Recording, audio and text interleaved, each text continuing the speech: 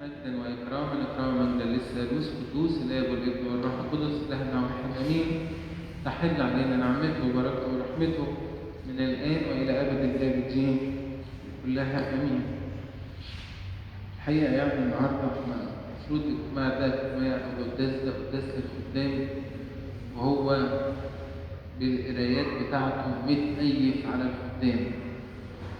لكن أهم آية نبدأ بيها كلامنا النهارده الآية اللي سمعناها في نهاية إنجيل القداس، يقول كده: فتسمع صوتي وتكون راعية واحدة لراع واحد.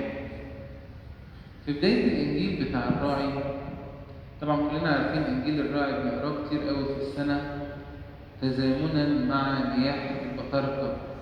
النهارده عشان أبونا إبراهيم بن زرع بطرك ال 62 فنقرا إنجيل الراعي. بالإضافة إن أكبر ميزة في إنجيل الراعي هي كل خادم لو كل يوم قرأ يوحنا 10 هيطلع بدرس جديد في خدمته. كل يوم تقول ليه مش هيخلص؟ يقول لك لا مش هيخلص. كل يوم لو قرينا يوحنا 10 هنطلع بدرس جديد في خدمتنا. تخيل كلمة الله حية وفعالة وأمضى من كل سيف ذي حدين. لكن أروع حاجة قابلتنا بصراحة يعني من كام يوم كده أو كام أسبوع، وبعدين فضلت أحطتها في قلبي لغاية ما يجي يوم يكون عليا فيه وعظة في القداس ويكون إنجيل الراعي. فقعدت أحضر فيها مثلا بقالي أسبوعين تانيين، ويشاء ربنا إن يشاء النهارده يكون إنجيل الإيه؟ الراعي. الحاجة دي كانت شغلة بالي خالص، اللي هو إيه؟ يقول هنا أول الإنجيل: خرافي تسمع صوتي فتعرفني. يقول كده: والخراف تسمع صوته فيدعو الخراف بأسماء ويعرفه. وبعدين تتبعه لأنها تعرف صوته. طب إيه الفرق بين صوت الله وكلمات الله؟ الموضوع ده فعلا شغل بالي. هو في فرق؟ مفيش فرق. في فرق؟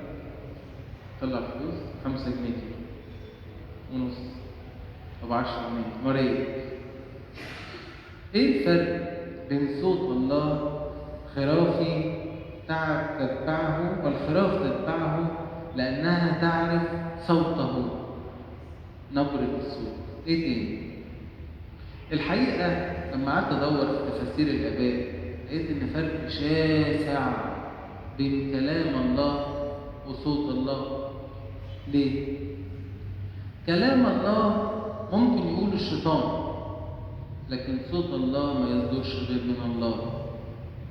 كلام الله ممكن يكون بأي صوت تاني غير الله، لكن صوت الله لا يكون إلا بكلمات الله. حد فاهم حاجة؟ هحكي لكم مثل صغير.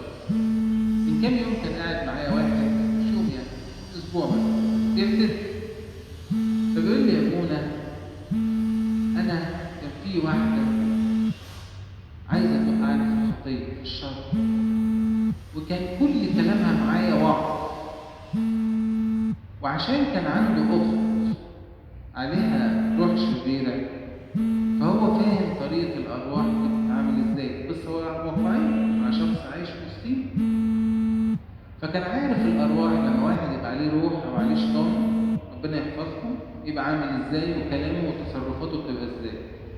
فقال لي: أبونا الإنسانة دي كانت غير مسيحية وكان عليها روح شرير، وفي مرة من المرات وقعتني في خطية وحشة خالص واعترفت وبدأت أقف على حيل، وقابلتني تاني وكانت عايزة توقعني تاني في الخطية، لكن وأنا قاعد بتعامل معاها كانت إيدي عاملة كده.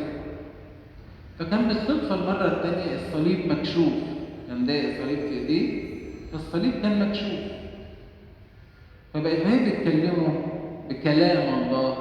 خدوا بالكم من الحتة دي، بص للصليب وتقول له: ما تشيل ايدك كده، ما تشيل ايدك. ليه؟ تشيل ايدي ليه؟ هو انت متضايقه من الصليب؟ وانت خايفه من الصليب؟ قلت له: ليه؟ اخاف ليه انا من الصليب؟ بعجرفة كده حسب وصفه، ولا ما شفتش. وانا خايف ليه من الصليب؟ ما هو الصليب اهو الصليب اهو. فانا برقت كده زي ما انتوا برقتوا، وكان على ترتيب اللسان يقول له ايه ده؟ هو في شيطان بيرشم صليب؟ قال لي لكن لا يا ابونا، انا لاحظت ان هي لما بترشم الصليب بترشم 3 اضلاع بس، تعمل كده كده كده، ما بتنزلش تحت عند الابن كده في الاب والابن، ما بتعملش كده خالص، تعمل كده كده كده. طب انا بحكي القصه دي ليه؟ بحكي القصه دي لان ممكن الشيطان يقول كلام الله، ده ممكن الشيطان كمان يرشم الصليب. الحقيقه عشان ما اقولش عليكم، الموضوع ده فيه درسين اهم من بعض. الدرس الاول هو ليا شخصيا انا في حياتي كانسان كخادم، قيس زي ما قيس. والدرس الثاني هو درس مهم جدا في خدمتي للمخدومين اللي بخدمهم، وهو يعني هو حاجه واحده لكن لازم اقعد يعني اراجع نفسي بيها، ولازم اراجع في خدمتي انا بعمل بيها ازاي. بمعنى ان في كلام كتير هو مش من الله، في كلام كتير ممكن يقوله الشيطان، افكار كتير ممكن يحاربني بيها الشيطان بالايات وبكلام الانجيل. كتير قوي لما واحد يقول لي انا ما بعرفش اقرا الانجيل، ما بفهموش، اقول له اقراه وانت مش فاهم ليه؟ لان الشياطين هتفهمه، دي كمان بتستخدمه. يقول كده الشياطين يؤمنون ويقشعرون. طب وصوت ربنا ما يقدرش عليه الشيطان. عشان كده الانسان الخادم المتضع ان استخدم صوت الله. طب هتقول لي يا ابونا ما انا هقول ايات، اقول لك لكن هتقول الايات لان انت اللي بتقول الايات، ولا لانها صوت الله فيك وللمخدوم؟ هي فلسفه؟ مش فلسفه لكن حقيقه. شوفوا الجمال النهارده، الجزء اللي يتقرا كمان في بولس يقول لسنا نكرز بانفسنا. اول حته في بولس النهارده حاملين إماتة الرب يسوع. يعني مفيش مانع إني عشان أنقل صوت الله أكون ميت، مش ميت جسديا كده لا، لكن ميت في النفس. الذي يضيع نفسه من أجلي يجدها. يعني أنا برضه ممكن أقول صوت ربنا وأنا مكسور، لكن ممكن أقول آية من آيات الإنجيل بعجرفة. امبارح بالليل كنا بنتكلم عن الصوم، وذكرنا مثل من الكتاب المقدس لأناس بيستخدموا الصوم حتى في الشر. يعني إيه؟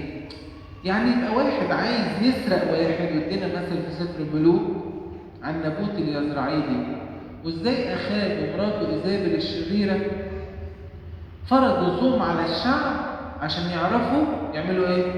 يسرقوا الحقل بتاع نبوت اليزرعيلي. هكذا كلمات الله، هكذا الصلاة.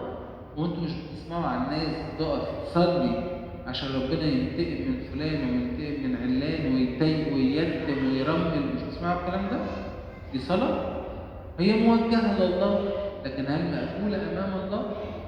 فخد بالك، كلام الله غير صوت الله. استخدامي لهذه الآيات يختلف كثيرا في حياتي وحياة المخدومين. عشان كده في سفر الأمثال يقول كده إن الإنسان الغبي يصدق كل كلمة، مش كل صوت، كل كلمة، حتى وإن كان اللي بيستخدمها رجال أشرار وهي كلمة الله. خد بالك، أكون أنا اللي بستخدم كلمة الله بطريقة شريرة، أو إني بسمع كلمة الله بغير حكمة. عشان كده قلت الدرس ده درس لينا. هل أنا إزاي بستخدم كلمة الله، وإزاي بسمع كلمة الله على مستوى شخصي حياتي وعلى مستوى خدمتي. وحكينا امبارح مثل في الخدمة، كان أب أرثوذكسي قرية صغيرة، والقرية دي كان متملك منها بروتستانت. والشيخ البروتستانتي ده كان راجل شديد قوي بايه؟ بكلمه الله. فكان يسبي الناس، سبيهم. يحكي لنا اباء الكبار هنا في الكنيسه، ابونا مكسيموس وابونا دماغس الله يريح روحه، قد ايه اول ما بداوا في كنيسه العذراء هنا كانوا البروتستانت متغلغلين في ابن زهرون وابن رجب وغربال، وكانوا يا عيني لا حول ولا قوه. عشان كده اللي بقول لكم، وانا يعني عايش قوي القصه دي بتاعت القريه دي، الاسيس الارثوذكسي يا عيني لا حول ولا قوه خالص، ضعيف مش عارف يعمل حاجه. لكن في يوم من الايام لاجل انه لجأ لله قال له يا رب اشتغل، مش هقلق، احنا مش عاملين لا الزارع ولا الايه ولا الغارس، لكن الله قال له يا رب اشتغل. فيحصل ايه؟ يحصل ان في يوم القريه دي يقوم فيها حريقه كبيره خالص في احد البيوت، والبلد كلها تتلم، واللي بميه واللي برمله واللي بطاطيق، حريقه. تخيل بيت في قريه، وزمان في القرى يمكن لغايه قريب او لغايه دلوقتي كمان القرى معموله بقش طوب لبني، يعني شويه قش بشويه طينه على خشب على قش اي حاجه، فيعني حريقه دي ممكن تبيد القريه كلها. فالبلد كلها بلا استثناء جريت عشان تطفي الايه؟ البيت. منهم الاسيس البروتستانتي ومنهم فيش. وبعدين الناس جروا على ابونا الارثوذكسي، ابونا الحق يا ابونا في حريقه يا ابونا. طب هيعمل ايه ابونا؟ يعني هو اجدع من كل الناس اللي راحت تطفي دي، من كل البلد اللي راحت تطفي البيت؟ اكيد لا. لكن ابونا ده يستخدم كلام الله ولا صوت الله؟ ابونا ده يجيب كوبايه ميه ويرشم عليها الثلاث رشومات بتاعت ابونا: فيزمر اوتنجي نوت فيود بانتكراتور فيزمر اوتنجي باسمونوجانيس فيزمر اوتنجي بابنغما باسم الاب والابن والروح القدس. ثلاث رشومات دول هيخرجوا الشياطين ويشفوا مرضى، للي بيستخدمهم بايمان. فابونا جاب كوبايه ميه وراح ايه؟ راشم الثلاث رشومات، وقال المزمور اللي يقول ايه؟ صوت الرب يطفئ لهيب النار. وياخد شويه الميه اللي في الكوبايه يحدفهم على الايه؟ البيت اللي بيتحرق فيتطفى. ايه اللي طفى البيت؟ صوت الرب، صلاه، ايمان. كل ده بعيد كل البعد عن استخدام كلمات الله. عشان كده ارجع اقول هو درس لينا في حياتنا وفي خدمتنا. في حياتنا ان لازم اكون مميز جدا جدا جدا بصوت الله.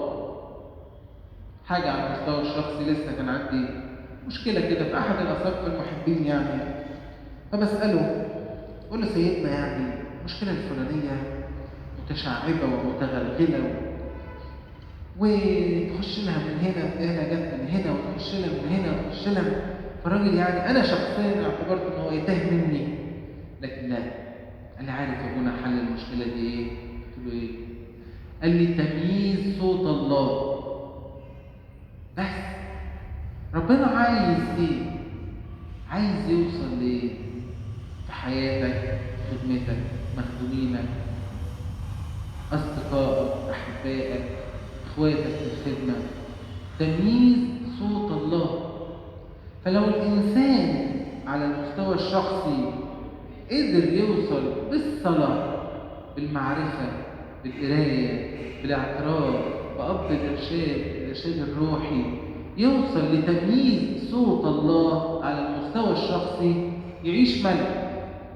وفي خدمته لما يكون بصوت الله مش بكلمات الله، تاني بعيد وزيد، انك تدخل صوت الله. لسنا نكرز بانفسنا. شوفوا الروعه كمان في نهايه الابراكسيس يقول كده: احترسوا لانفسكم ولجميع الرعيه التي اقامكم الروح القدس فيها لترعوا كنيسه الله. ويكمل في الحته بتاعت اهي: ومنكم انتم سيقوم رجال يتكلمون باقوال ملتويه. مش كلمات الله دي ولا ايه؟ بيتكلم عن خدمه اهي. ايه جاب سيره ان الرجاله يجيبوا كلمات يتكلمون باقوال ملتويه ليجتذبوا تلاميذ وراءهم؟ خد بالك إن في خدام يمكن أكون منهم بيستخدموا كلمة الله لأغراض شخصية، وفي ناس تسمع كلمة الله وتفهمها بطريقة برضه شخصية. عشان كده بقول الموضوع كبير وجميل وممتع.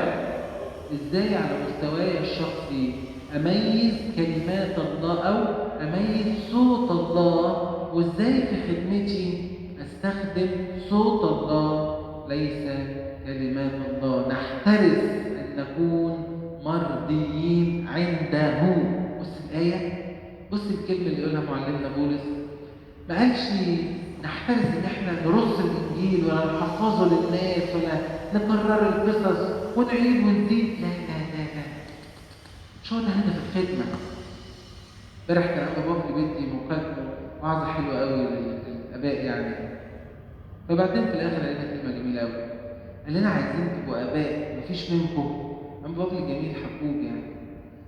فكلنا عملنا له كده، قال لا تهتموا بكذا ولا بكذا ولا بكذا، ولا بالخدام ولا المخدومين ولا بالفلوس ولا بالمال.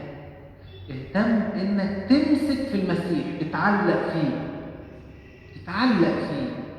وتفتكر وتتذكر دايما جماله ومحبته. ولما تتعلق فيه كخادم، مش شرط بقى ككاهن وبس، لما تتعلق فيه تلاقي كل حاجه مشيت لوحدها افضل ما انت عايز وافضل مما نطلب او نفتكر. زي ما بولس معلمنا الحلو ده يقول كده، لسنا نكرز بانفسنا.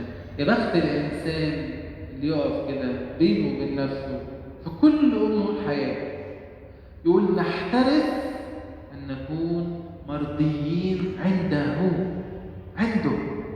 يعني بصلي عشان اكون مرضي امامه، عشان بحبه. بصوم عشان أكون مرضي أمامه وبحبه. بخدم عشان أكون مرضي أمامه، ومن حبي ليه بحاول أرد له بس محبته. لك رأس الحكمة مخافة الله. عايز تكون خادم حكيم، خاف ربنا. كمان النهارده في البولس أنا بقول لكم اليوم كله متأيف علينا كخدام، يقول إن كنا عارفين مخافة الرب نقنع الناس. نهار ابيض، طب عايز ايه تاني؟ ده ربنا النهارده لو مقيفها لنا كده، مقيفها لنا مش هتطلع كده. ان كنا عارفين مخافه الرب. يعني ايه مخافه الرب؟ نحترس ان نكون مرضيين عنده.